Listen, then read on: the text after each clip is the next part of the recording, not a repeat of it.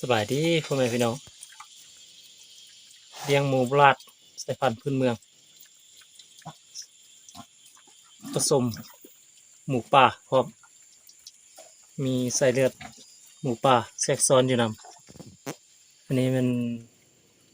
เกิดใน2 อาทิตย์ปลาย3 อาทิตย์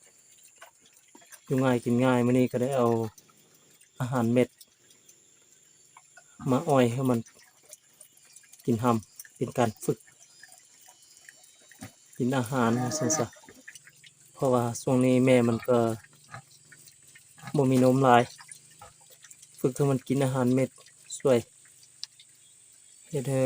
น้ำหนักเพิ่มขึ้นไววิธีของเราก็คือเอาอาหารเม็ดหวานเนาะหวานลงดินลงพื้นเล็ดเคาะเฉพาะหมูน้อยหลอดเข้าหลอดออกหมูเยอะจะเข้าบ่ได้เนาะฝากกดติดตามด้วยเด้อพี่น้องส่ง YouTube อยู่ง่ายกินง่ายของพ่อตุนี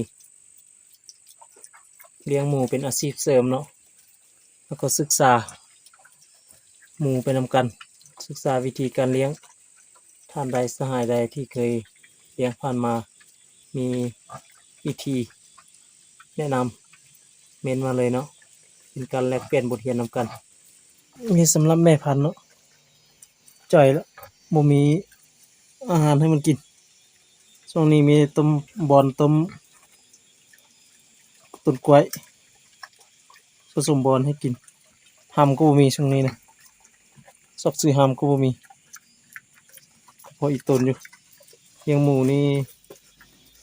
ยากอยู่พี่น้องเอ้ยถ้าเฮาบ่มีอาหารไว้ให้มันเนาะทางที่ดีเราควรซื้อสาลีหรือว่าซื้อมันต้นแห้งมันต้นบดแห้งแป้งอิหยังไว้สำหรับลูกฝึกกินอาหารเม็ดปั่นลงดินเลยสบายวิธีนี้เนาะอีกทีหนึ่งพี่น้องเป็นการอุดหนุนคนลาวด้วยกันเนาะในการสร้างช่อง YouTube เฮ็ดแนวใดสิได้ตามเงื่อนไขผู้ติดตาม 1,000 ฝากเลยเด้อพี่น้องเลยกดติดตามกดกระดิ่งแล้วก็กดไลค์กดแชร์ให้พร้อมเนาะขอบใจหลายๆบรรดาท่านที่กดติดตามอยู่ง่ายกินง่ายคือเก่าพี่น้องเอาไปกระทินให้หมูกินดีอยู่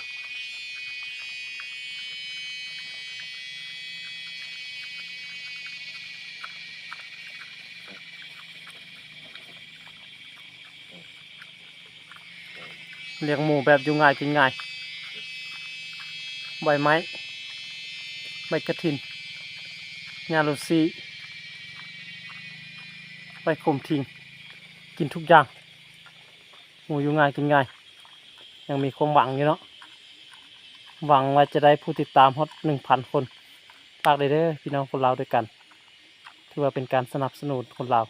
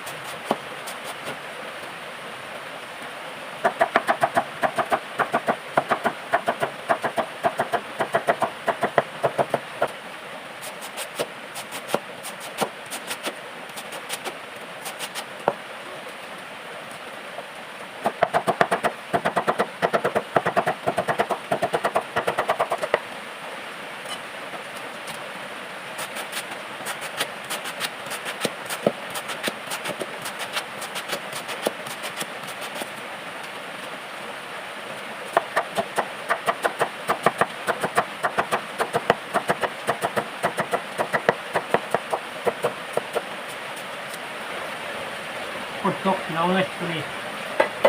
ซอยกล้วยต้มมือหมู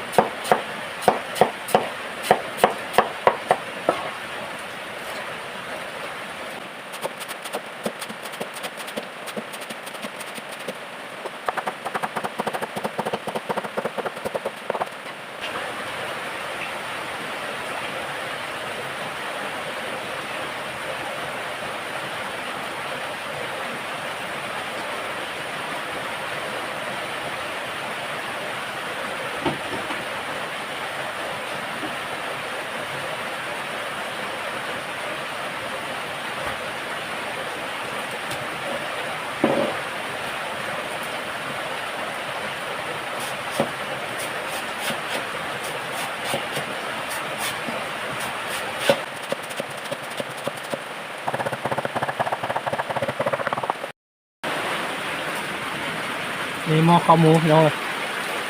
ปรากฏตกแหงนี่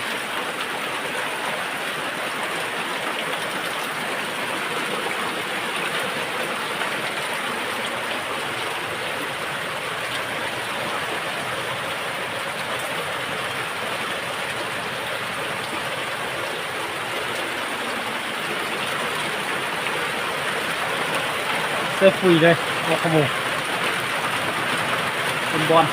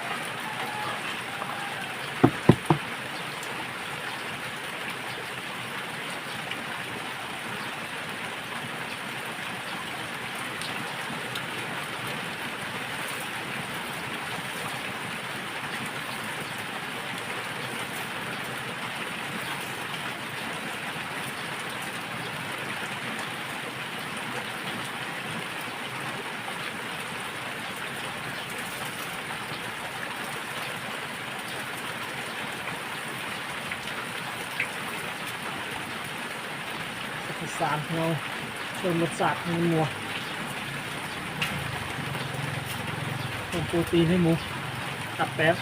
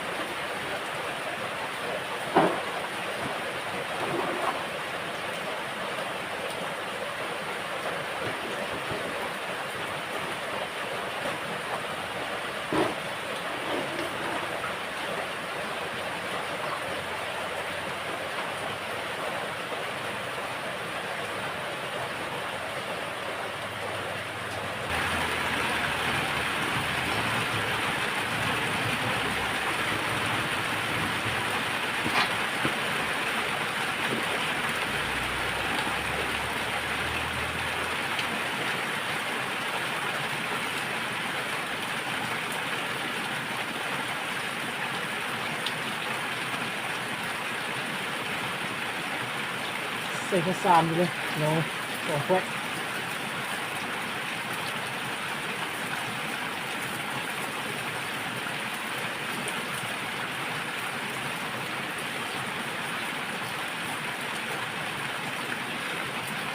คนเลยนี่เดี๋ยวมันติดกับก้อน